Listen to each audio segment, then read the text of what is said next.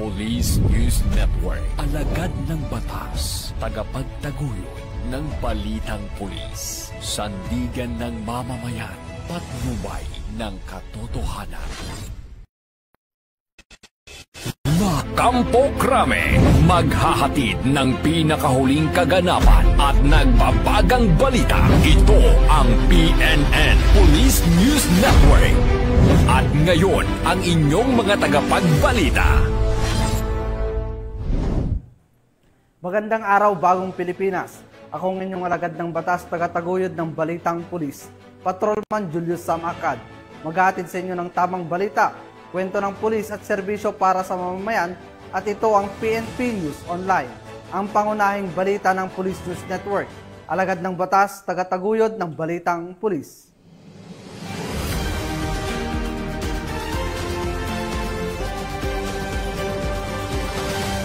Ngayon ay araw ng linggo at narito ang mga balitang nakalap ng ating mga PNN correspondents sa loob ng linggong ito.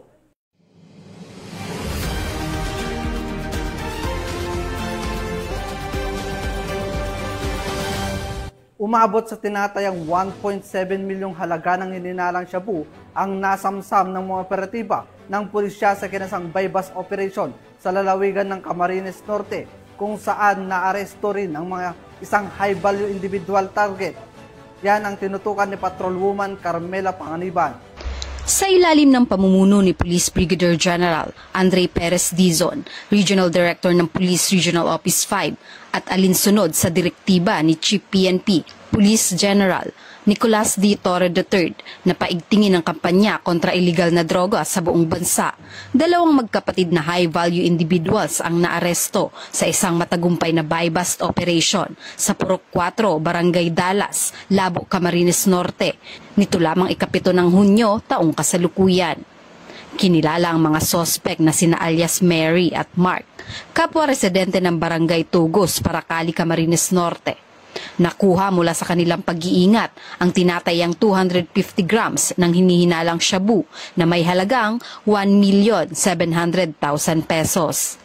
Pinangunahan ang operasyon ng ODRDO RPDEU 5 sa pakikipagtulungan ng Labo Municipal Police Station, Provincial Police Drug Enforcement Unit, Provincial Intelligence Unit ng Camarines Norte PPO, at sa mahigpit na koordinasyon ng Philippine Drug Enforcement Agency Regional Office 5.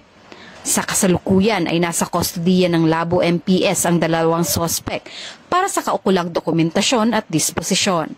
Maharap sila sa kasong paglabag sa Republic Act 9165 o ang Comprehensive Dangerous Drugs Act of 2002. Mula dito sa Legazpi City, Albay, ako ang inyong PNN correspondent, Patrolwoman Carmela Bianca Panganiban, alagad ng batas, tagataguyod ng balitang pulis. Maraming salamat, Patrolwoman Panganiban. Bunga ng mas pinaigting na presensya ng kapulisan sa Kalakhang, Maynila, alinsunod sa direktiba ni Chief PNP Police General Nicolas Torre III, nasa kote ang 10 katao sa lungsod ng Parañaque matapos maaktuhang nagnakaw ng kable. Patrolwoman Mary Tony Beba sa report. Pasado 3:30 ng madaling araw, kamakailan lang, naaresto ng mga tauhan ng Don Bosco Police Substation ang isang grupo na kinabibilangan ng 10 lalaki matapos maaktuhang pinuputol ang mga underground copper cable ng PLDT sa France Street, Parañaque City.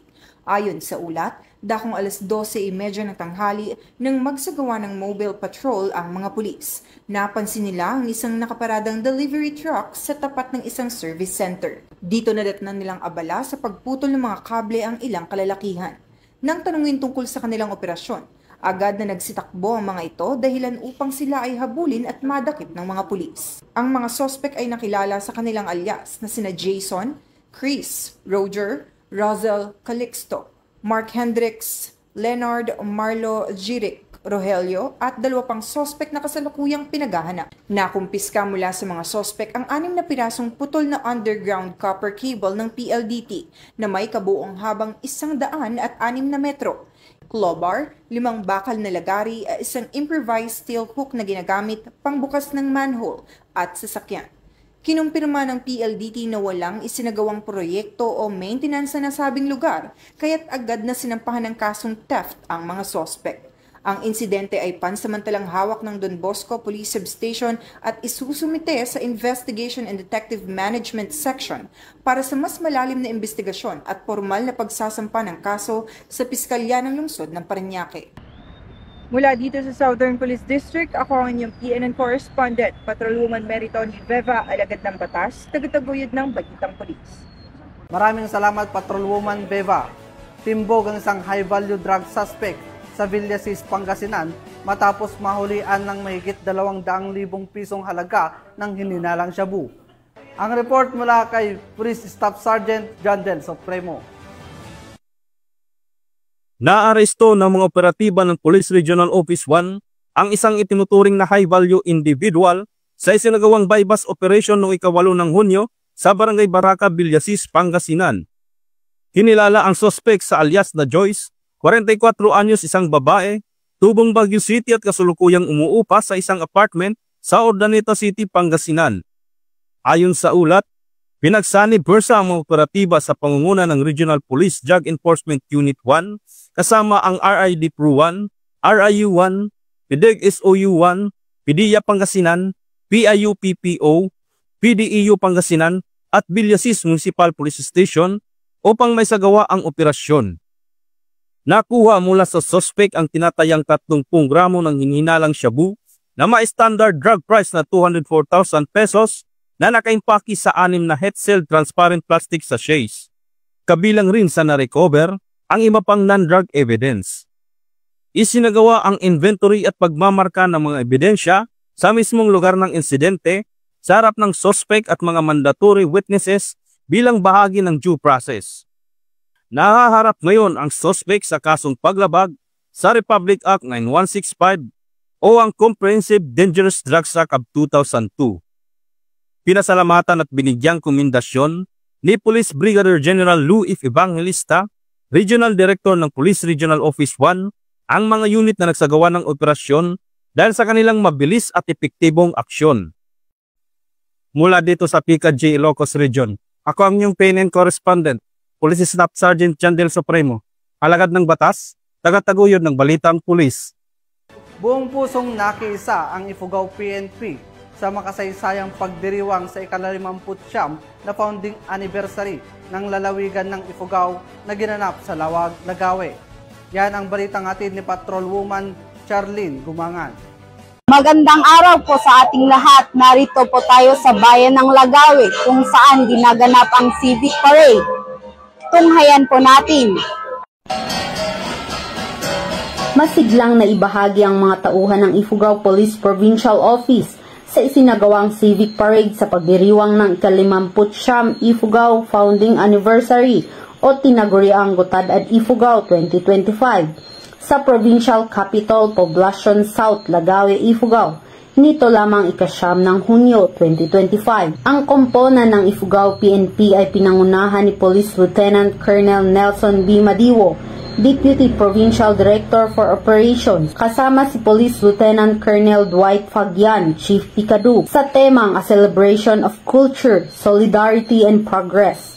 Ang Civic Parade ay nilahukan din ng mga kawani ng lokal na pamahalaan ng Ifugao, Municipal LGU, Sandatahang Lakas ng Pilipinas, Bureau of Fire Protection, Bureau of Jail Management and Penology, iba pang national government agencies at mga stakeholders. Bukod pa rito ang mga tauhan ng 1st Ifugao Provincial Mobile Force Company at Lagawe Municipal Police Station ay buong presa sa pagbibigay ng kaayusan, seguridad at maayos na pagmamando ng trapiko. Ang partisipasyon ng Ifugao PNP sa naturang pagdiriwang ay isang patunay sa matatag na ugnayan ng pulisya at komunidad tungo sa nag-iisang layunin ng pagkakaisa at kaunlaran sa bagong Pilipinas. Mula dito sa bayan ng Lagawe, Ifugao, ako ang iyong PNN correspondent, Patrolwoman Charlene Rose Gumangan, alagad ng batas, tagataguyod ng Balitang Pulis. Malas sa grupo ang isang membro ng Communist Terrorist Group at kusang sumuko sa mga otoridad sa Barangay Amantillo, Marabot, Samar. Tuloy-tuloy ang panawagan ng pamalaan sa mga nalalabing kasapi ng CTG na samantalahin ang pagkakataong magbagong buhay at makiisa sa pagsusulong ng kapayapaan at kaunlaran sa bansa. Nakatutok dyan si Patrolwoman Kimberly Flores. Voluntaryong nagbalik loob sa pamahalaan ang isang miyembro ng Communist Terrorist Group sa 4th Platoon 2nd Samar Provincial Mobile Force Company base sa Barangay Amantillo, Marabot, Samar. Ang pagbabalik loob ay resulta ng matagumpay na panawagan at pagsisikap ng mga tauhan ng 2nd Samar Provincial Mobile Force Company kasama ang Regional Intelligence Unit 8. Samantala, nakatanggap naman ang nagbalik loob ng agarang tulong pinansyal at food packs mula sa mga kapulisan. Ang nasabing surrendery ay nasa kustodiya ng 4th Platoon 2nd Samar PMFC para sa facilitation ng kanyang posibleng enrollment sa programa ng ating gobyerno na Enhanced Comprehensive Local Integration Program o ECLIP. Muling hinimok ng pambansang pulisya ang iba pang mga miyembro at taga-suporta ng CTGs na iwaksi ang maling ideolohiya at magbalik loob sa gobyerno upang mabuhay ng payapa kasama ang kanilang mga mahal sa buhay. Mula dito sa Eastern Visayas, ako ang inyong PNN correspondent, Patrolwoman Flores, alagad ng batas, tagataguyod ng Balitang Pulis. Maraming salamat, Patrolwoman Flores. Hindi na nakapalagpa ang isang lalaki matapos itong mahuli sa sinagawang bypass operation sa Gimbal, Iloilo. Ang report mula kay Patrolwoman Lynette Sablon. Arestado ang isang lalaki matapos mahulihan ng inihinalang shabu sa isinagawang bypass operation ng Gimbal Municipal Police Station dito lamang ika-8 ng Hunyo, taong kasalukuyan, sa Barangay Santa Rosa, Laguna, Gimbal, Iloilo. Kinilala ang suspect na si Alias Tamay, 34 taong gulang, walang asawa, high school undergraduate at nagtatrabaho bilang caretaker maintenance. Siya ay residente ng Santa Fe, Lumina Villa, Arevalo, lungsod ng Iloilo. Nahuli ang suspect matapos nitong iabot sa isang pusher buyer ang isang maliit na heat seal transparent plastic sachet na naglalaman ng puting malakristal na substansya na pinaniniwala ang shabu. Agad siyang inaresto ng mga operatiba ng Gimbal MPS matapos ang aktong transaksyon. Sa isinagawang body search, na-recover mula sa suspect ang sumusunod: isang maliit na sachet ng inihinalang shabu bilang buy-bust item, isang malaking sachet ng inihinalang shabu na nasa kanyang pagmamay-ari, buy-bust money na nagkakalaga ng 1,400 pesos at isang itim na coin purse. Tinatayang may kabuang 4.5 gramo na inihinalang shabu ang nakumpiska mula sa suspect, na tinatayang may street value na 30,600 pesos batay sa umiiraw na presyo ng iligal na droga na 6,800 kada gramo. Nahaharap ngayon ang suspect sa kaso paglabag sa Republic Act 9165 o Comprehensive Dangerous Drugs Act of 2002. Patuloy ang paalala ng pulisya sa publiko na makipagtulungan sa mga otoridad sa paglaban sa iligal na droga sa kanilang komunidad. Mula rito sa Western Visayas, ako niyang PNN correspondent, Patrolwoman Lynette Sablon, alagad ng batas, tagataguyod ng Balitang Pulis. Maraming salamat, Patrolwoman Sablon. Nasamsam ang mahigit 100,000 pisong halaga ng shabu mula sa isang tulak ng droga sa sinagawang bypass operation sa Mandaue City, Cebu. Magbabalita dyan si Patrolwoman Judith Nicanor. Nasabat ng mga otoridad ang 136,000 halaga ng hinihinalang shabu mula sa isang tulak sa inilunsad na bypass operation sa Cuano Avenue, NRA sa Bangdako, Mandaue City, Cebu nito lamang nakaraan. Kinilala ni Police Major Jonathan Pithoben ni Fieltaneo, officer in charge ng Police Station 2, Mandaue City Police Office, ang suspect na si alias Junker, 21 anyos, at residente ng Block 5 Sawang Calero, Cebu City. Dakong alas 11:45 ng gabi ng magsagawa ng bypass operation ng mga operatiba ng Police Station 2 na kung saan ay naaresto ang nasabing suspect. Nakuha mula sa pag-iingat ng suspect ang 11 pakete ng hinihinalang shabu na aabot sa 20 grams at may standard drug price na 136,000 pesos, itim na coin purse at bypass money. Kasalukuyang nasa kustodiya ang nasabing tanggapan ang suspect at maharap sa kasong paglabag sa Section 5 at 11 Article 2 na Republic Act 9165 o ang Comprehensive Dangerous Drugs Act of 2002. Ang matagumpay na operasyon ay patunay lamang na mga kapulisan ay nagpapakita ng kanilang kakayahan at kasanayan sa pagsupo ng iligal na droga at pagprotekta sa kaligtasan at kaayusan ng mamamayan para sa isang mapayapang bagong Pilipinas. Mula dito sa Mandaue City Police Office, ako ang inyong Police News Network Correspondent, Patrolwoman Judith Nicanor, alagad ng batas, tagataguyod ng Balitang Pulis. Maraming salamat, Patrolwoman Nicanor. Arestado ang isang high-value individual sa sinagawang search warrants operation ng mga otoridad sa Makilala, Cotabato. Nakibalita dyan si Patrolwoman Resely Umalay.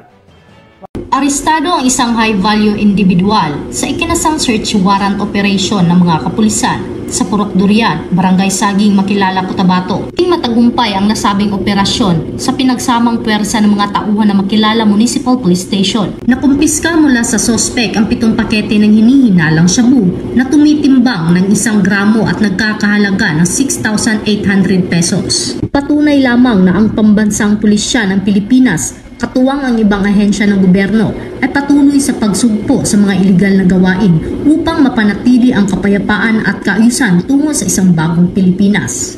Mula dito sa General Santos City, ako ang inyong PNN correspondent, Patrolwoman Resely Umalay, alagad ng batas, tagataguyod ng Balitang Pulis. Maraming salamat, Patrolwoman Umalay. Ipinamalas ng Police Regional Office 13 ang kahandaan at determinasyon nito na makasabay sa makabagong panahon sa pamamagitan ng pagpapatupad ng modernisadong kagamitan at sistema, kabilang ang 5-minute police response time alinsunod sa direktiba ni PNP Chief Police General Nicolas Torre III. Patrolwoman Karen Malinlin sa report. Ipinamalas ni Police Brigadier General Christopher N. Abrahano, Regional Director ng Pro 13, ang pagsulong ng modernisasyon sa hanay ng kapulisan at pinangunahan ng pagsusuri ng 5-minute police response time sa rehiyon sa isinagawang press briefing nito lamang ika-9 ng Hunyo taong kasalukuyan. Dinaluhan ito ng mga miyembro ng Pro 13 Command Group, mga regional and personal staff at mga kasapi ng media. Isa sa mga tampok na bahagi ng aktibidad ay ang simulation exercise kung saan inimbitahan ang media upang pumili ng isang lugar para sa mock accident. Napili ang Surigao City bilang target na lokasyon at agad na nagpadala ng mga pulis mula sa Surigao City Police Station. Agad namang nakarating ang mga pulis sa loob lamang ng 5 minuto.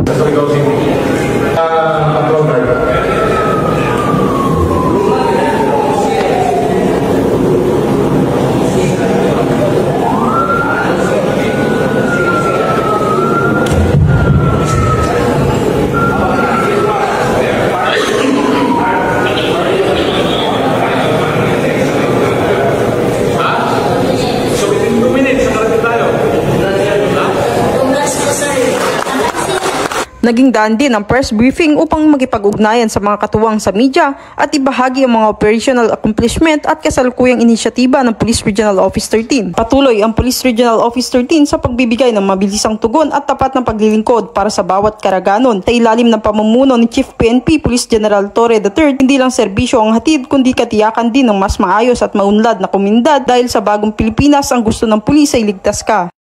Mula dito sa Police Regional Office 13, ako ang iyong PNN correspondent, Patrolwoman Karen A. Malilin, alagad ng batas, tagataguyod ng Balitang Pulis. Sa ngalan ng pamunuan ng Philippine National Police sa pangunguna ni Chief PNP Police General Nicolas Torre III at sa pamumuno ni President Ferdinand Bongbong Marcos Jr., kami ay maglilingkod sa bawat Pilipino at magbibigay ng tama at balansing balita dahil dito sa bagong Pilipinas, ang gusto ng pulis, ligtas ka. Mula rito sa tanggapan ng tagapag-ugnay ng Pambansang Pulisya, ako ang inyong alagad ng batas, tagataguyod ng Balitang Pulis, Patrolman Julius Sam Acad. Maghahatid sa inyo ng tamang balita, kwento ng pulis at serbisyo para sa mamamayan, at ito ang PNP News Online, ang pangunahing balita ng Police News Network.